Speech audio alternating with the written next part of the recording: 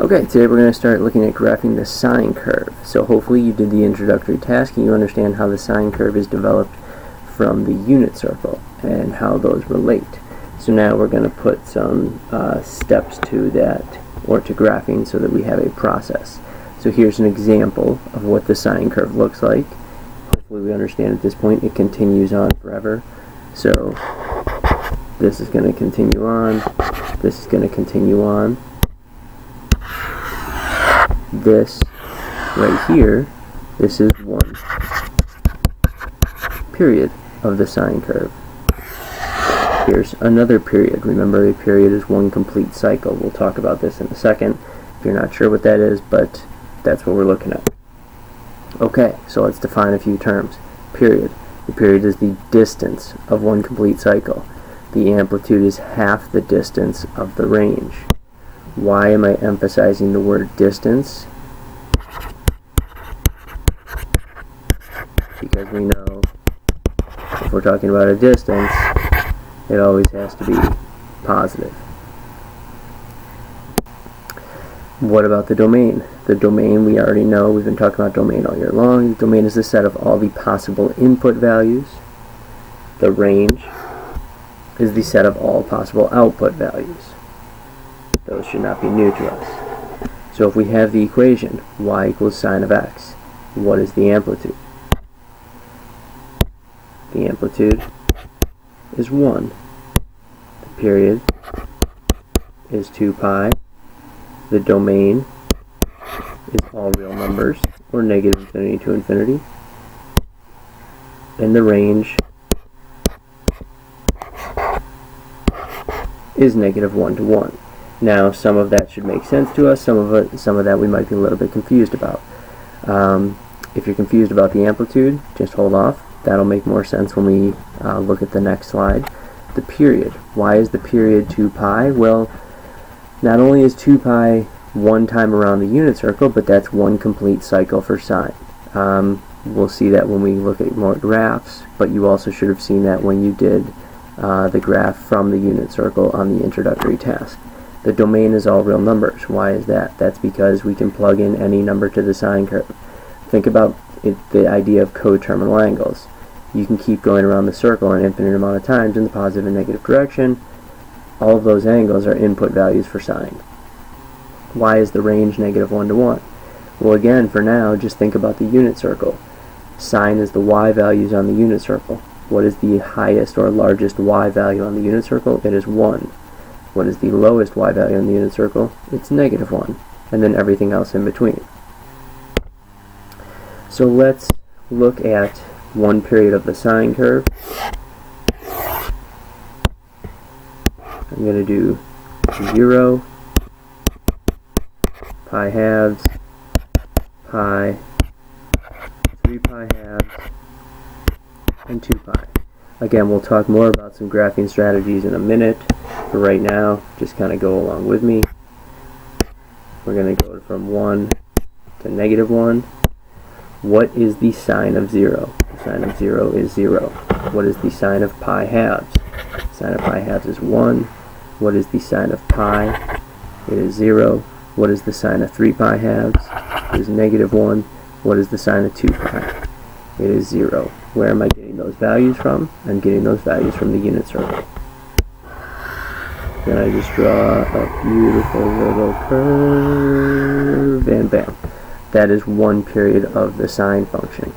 That image, not with the numbers, but just that image that I drew in red, you want to have that locked into your brain about what one period of the sine curve looks like. Also notice that I had 5 points to graph one period. That's going to be consistent with all of the trig graphs that we do. You're always going to have 5 points and the curve. How we come up with those points, we're going to discuss that more as we move on. Explain the stretch and the shift of this function. So I want you to think back to what we did in Unit 2 when we did transformations of functions. How did this 3 affect the function, and how did this x over 2 affect the function? Pause the video, write down what you remember, unpause when you're ready to discuss. Okay, So the 3 is outside of the function, so it's telling us to multiply the y values by 3. The 2, or the x over 2 I should say, is x divided by 2, so it's inside the common function. We do the opposite, so we multiply the x values by 2. This is going to directly relate to what we do with trig functions. We're going to see that in a minute. The y values, that's going to deal with the amplitude. The x values, that's going to deal with the period. But what we do is the same as what we did with any other function. So now let's look at this generic function. If I have y equals a sine of bx, how did these values affect the trig function?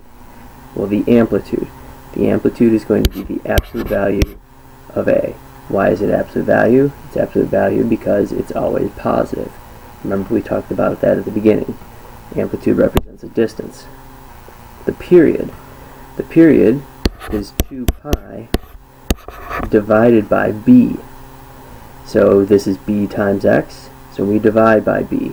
It's 2 pi divided by b because the standard period is 2 pi. Intervals. What are we talking about with intervals?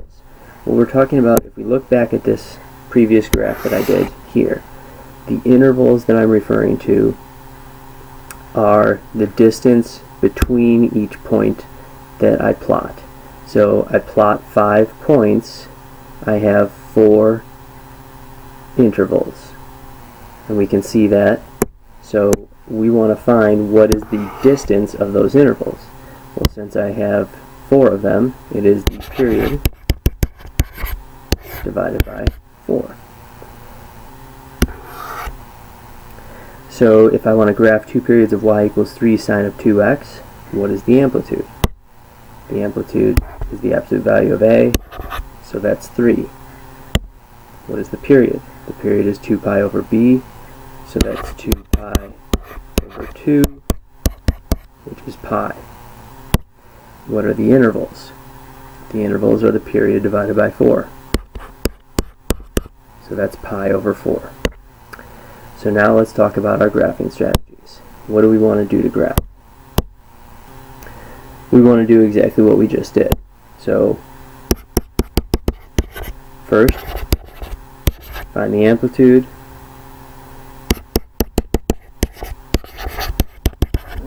Then find the period.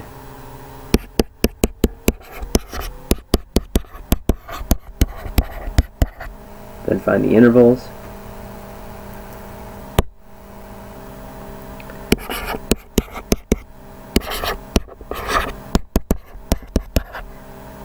Plot our points. Remember, there will be 5 of them.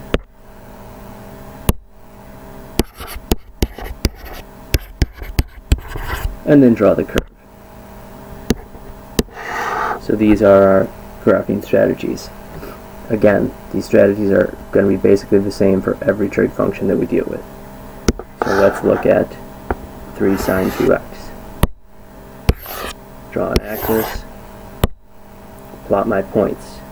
I'm starting at 0. My intervals were pi fourths, so I'm going to count up by pi fourths. Make the spacing nice for you. All of your graphs should look essentially exactly the same, just with different numbers. So if I start at 0, I'm going to go to pi fourths. Then I add another pi fourths, so this would be 2 pi fourths or pi halves. Then 3 pi fourths. And then 4 pi fourths, which is pi. So now I have 1, 2, 3, 4, 5 intervals. My amplitude was 3, so I'm going to mark this as 3 and this as -3. Now here's where I need to have that picture of a sine curve memorized. I plot 1 point, or I'm sorry, I plot, here's my first point, second point, third point, fourth point, fifth point. That is 1 period. Now, I said graph 2 periods here. So, we want to continue on now with the pattern, add pi fourths again. So that'll be 5 pi fourths. You can see I didn't plan out my spacing very well here. 6 pi fourths will be 3 pi halves, 7 pi 5/4 and 8/4 is 2 pi. So now I can continue with the pattern, up, middle, down, end. Draw my curve. I apologize that I cramped that in, but you get the idea. Next one, I want you to try to do this on your own. Also think about how is that negative going to affect this graph. So find the amplitude, the period, the intervals, and then try to graph 2 periods. If you're confused, unpause after to see the amplitude, period, and intervals, and then try to graph. So pause for now, try to do this. Okay, so our amplitude should be positive 1/4 because it's the absolute value of A. The period is 4 pi, therefore the intervals are pi. The negative will affect the graph. Think about how it would affect any other graph. You're going to multiply the y values by a -1, so it will flip the graph. Pause the video, try to graph 2 periods. Unpause when you're ready to check your graph. Okay, so this is what 2 periods of the graph should look like. Notice that it is flipped now. The green is the first period, and then from 4 pi to 8 pi is the second period. Here I have -1/4 and positive 1/4. Again, notice that my scale or spacing does not have to be perfect. I want the graph to look nice, more importantly. So just put in the numbers that you want. My intervals were pi, so I counted up by pi. Any questions? Okay, moving on. Next one, try this on your own. Pause the video, find the amplitude, period, intervals. Unpause when you're ready to check those. Amplitude's 5, absolute value of A. Period is going to be 6.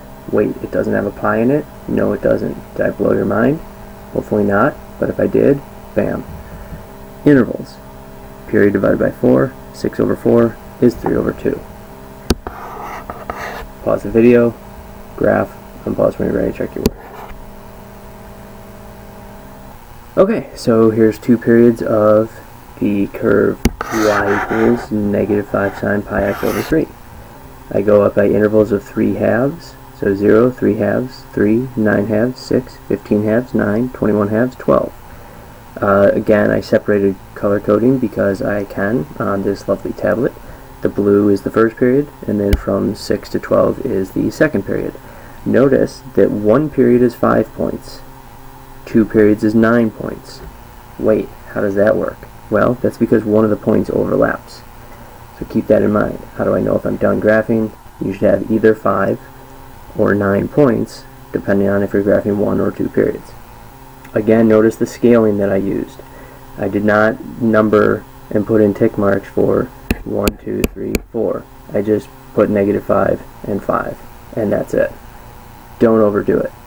Your picture is more important, and the labels. Okay, so what did we learn? Anyone? Nothing. Alright, awesome.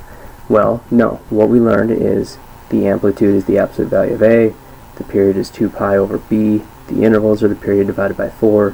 Our strategies: find the amplitude, the period, the intervals, put your marks on, draw your axis and put your marks on the axis, make the scale nice for you. You should have 5 points for 1 period, 9 points for 2 periods. Good video.